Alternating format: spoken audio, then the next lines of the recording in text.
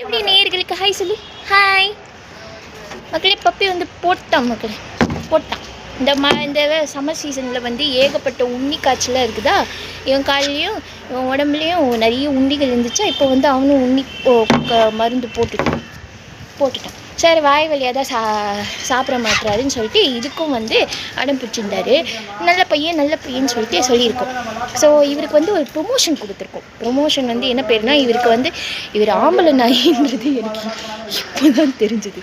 So இவர் ஆம்பளை நாயின்றதுனால இவருக்கு ஒரு தமிழ் பேர் சுட்டு போகிறோம். தமிழ் பேர் என்ன பப்பி? என்ன வைக்கலாம் உங்களுக்கு தமிழ் பேர்? சரி, ஓகே. பப்பிக்கு வந்து நிமிரன் பேர் வைக்கலாம். நிமிரன்.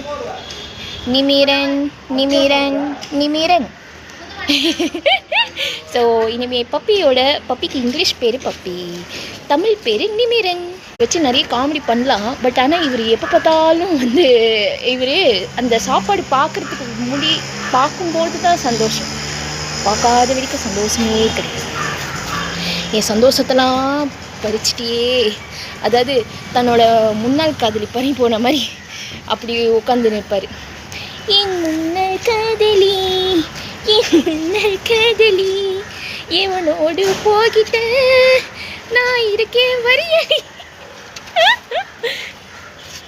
அதாவது குமுதாவுக்கு வந்து நம்ம எப்படி இம்ப்ரெஸ் பண்ணோன்னா, குமுதாவுக்கு நீ வந்து நல்ல தகன்னு ஆரோக்கியமாக ஆன்சமாக இருந்தீங்கன்னா தான் குமுதா உன்னை பார்ப்பா.